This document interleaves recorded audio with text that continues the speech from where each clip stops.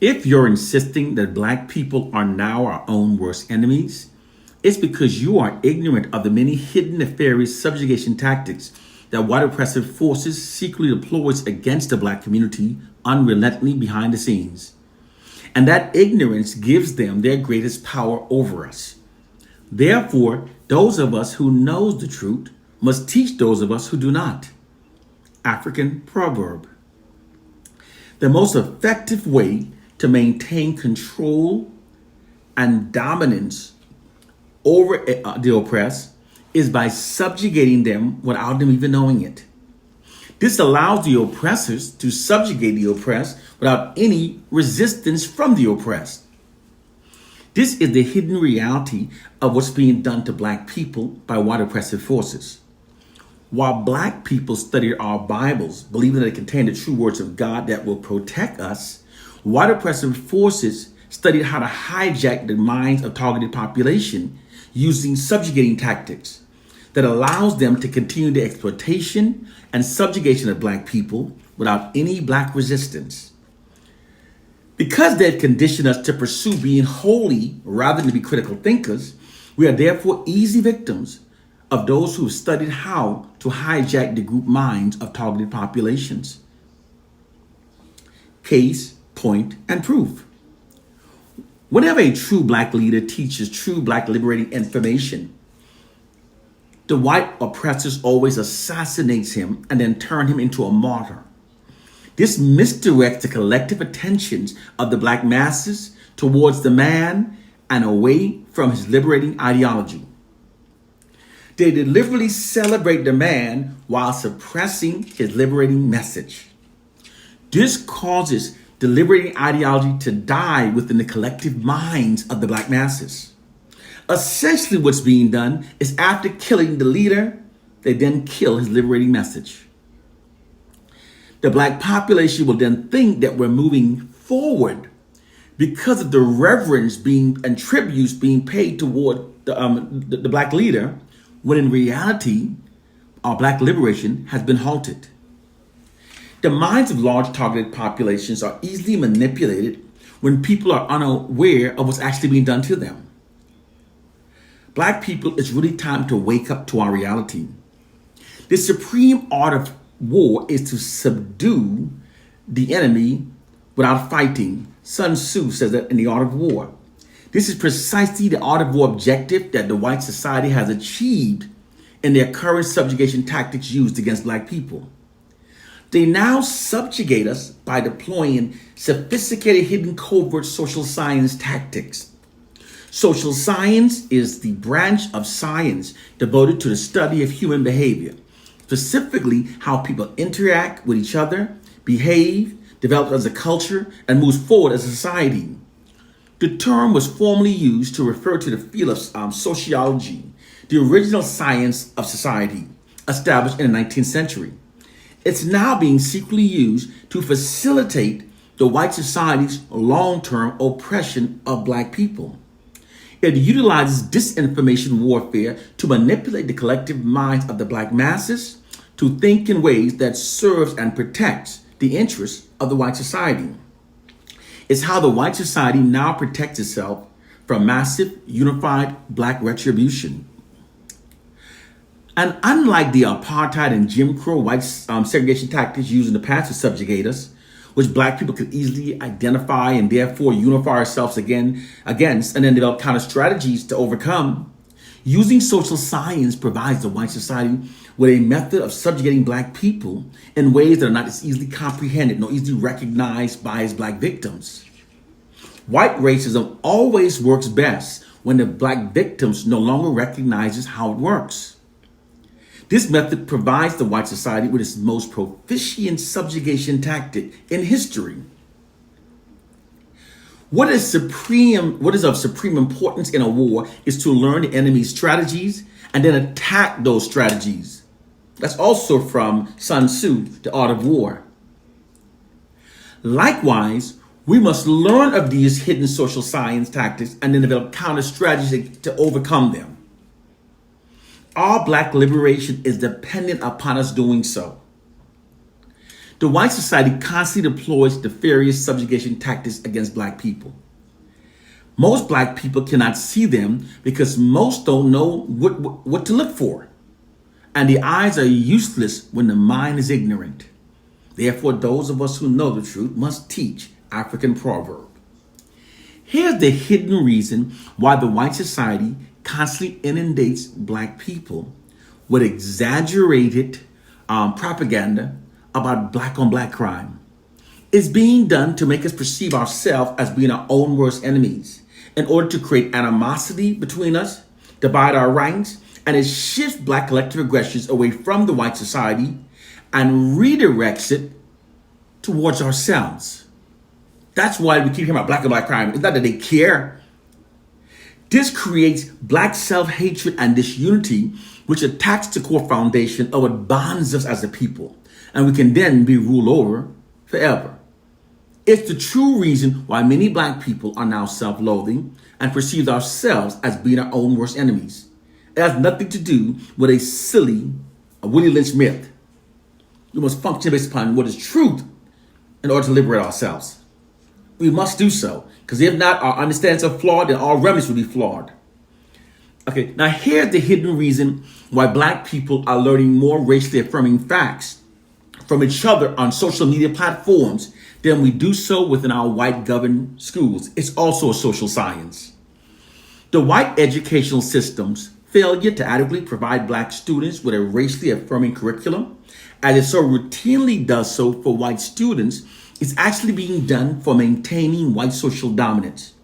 Because for a ruling class to maintain its position of social dominance over its oppressed population, they must condition the oppressed from a very early age to accept their own subordinate status within the society and to adhere to the authority of the dominant culture.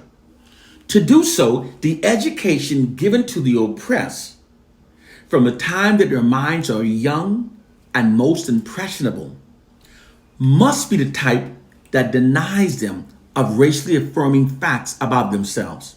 They're denied of a racially affirming curriculum. This psychologically conditions the oppressed to perceive themselves through a subordinate identity that makes them accept their subordinate status within a society dominated by the oppressors. When the oppressed population is denied of a racially affirming education, even the brightest among them may have little of any hope of mentally extracting themselves from their assigned low dominated position in life. This is the true hidden reason why for most black people, our schools are in fact the places where we first experience the implication that there's something lesser, something inherently lesser about being black. This is being done in order for the white ruling class to maintain its position of social dominance over black people. There's a war they're waging against our mind and most of us are totally clueless of. It psychologically assigns black people to a false inherent subordinate status within a white dominant society. Here's the hidden reason why all narratives that are fed into the society about whites are consistently positive, while all about blacks are negative. You see how unrealistic that actually is? The reason is all societies function based upon the narratives that are repetitively fed into a society. By systematically feeding false white exalting and false black marginalizing narratives into a society, this creates and sustains false assumptions within the society that aids in maintaining white social dominance over black people. Moreover, when black people are perpetually inundated with fraudulent narrative consistently favoring and exalting whites over us, this subliminally embeds the myth of white racial superiority into the subconscious minds of many black people. This instills a value system into the collective subconscious minds of black people that makes us more compliant with white dominance over our lives. We're constantly being subliminally fed propaganda that makes us think we're the benefits to white society. Here's the hidden reason why black people are so negatively depicted within the white-controlled media. Whenever those in power wants to exploit, mistreat, and even kill a targeted population, they use the media to first portray them as being a major problem of the society. This creates a consensual setting that allows the exploitation, mistreatment, and even the routine murder of the target populations to deem as acceptable. Hitler used the same tactic to facilitate his mistreatment of the Jews. This tactic is called manufactured consent to mistreat. This is precisely what is being done to black population within the white dominant society. Through media propaganda campaigns, propagandists are intentionally making black people look like we're a part of a treacherous, frightening, and insane fringe, thereby creating a false impression of wanton black criminality and violence. This psychological warfare campaign is intentionally designed to create increasingly prejudiced, distorted perceptions and incriminating beliefs about the black population that makes the nation and others insensitive to our plight, and it lessens pressure for social change in the behalf of black people. It also creates a shifting of victimization in behalf of whites that makes any serious criticism of white racism appears almost impossible. This propaganda tactic of manufactured consent creates responses within a conditional response within the population at large that allows eventualities to unfold against black people without any opposition or resentment, such as seen within the U.S. criminal justice system, where in which black people are disproportionately incarcerated, given stiffer sentences, and are more likely than any other racial group of being brutally beaten and fired upon by police officers, even though when we're unarmed. These injustices now goes greatly ignored because the perception within a society created by the negative anti-black propaganda have subconsciously become that it's all justified. Black people are bad. When contempt of black people are made to appear to be justifiable, it is the fiercest and most effective type of racist system because its witnesses, bystanders, and even the world audiences will sit by idly, allowing the black population to be brutally mistreated under the belief that is now justified. This system is the reason why white police officers can routinely kill innocent, unarmed black people and avoid being indicted by merely saying that they were in fear of their lives when they killed black people. Its fraudulent negative portrayal of black people is so unrelenting and so convincing that it even causes many black people to start hating our own race. And finally, the white society also gaslights us. Remember during the Black Lives Matter movement, when the white establishment responded to the protests by propagandizing the counter-narrative that all lives matters. Come on, we all know that all lives matters has never been the belief held by the white society. That statement is merely a counter-narrative being used to deflect from and to subdue the moral declaration against the statement that Black Lives Matters. It's actually an insidious gaslighting warfare tactic. The term gaslighting is usually associated with individual abusive relationships, wherein which one person is mentally abused for the benefit of another. However, that same tactic is being used by the white establishment against the black population. In this scenario, black people are being mentally abused for the benefit of the system of white supremacy. Within this gaslighting system, the grievances of the black oppressed is never acknowledged nor legitimized by the white oppressors. The white oppressors always present counter narratives that deflects attention away from the protests. Through this practice, information is always twisted, spun, or selectively omitted to always favor the oppressors. This practice is continued until the black oppressed begins to doubt the merits of our own protests, and many of us eventually stops protesting, having gained no grounds on the issue. This is what was done to address the protests of black athletes taking a knee in silent protest against white cops routinely killing black people. We've gained no grounds on that. And how was that done? It was done by using this tactic. Remember when Colin Kaepernick kneeled in silent protest against the routine killing of innocent unarmed black people by white police officers? And the white establishment responded by labeling him as being unpatriotic. That response was actually a gaslighting distraction tactic that the oppressors used to deflect from the protest. This is how the white establishment subdued the kneeling protests of black athletes without ever addressing it. They just kept deflecting from it until the black athletes became mentally fatigued and stopped protesting, while the issue of white cops routinely killing black people was never addressed, never stopped. The ruling elite secretly perceived true equality for black people as being the erosion of their white dominance. Therefore, nowadays, whenever black people protest any inequalities by the white establishment, rather than addressing those grievances, this gaslighting tactic allows the oppressors to divert from it, to distract from it. This system allows the white oppressors to treat any issues presented by the black population as a can being kicked down the road. You just keep kicking it down the road, never addressing it. The true issue is never addressed.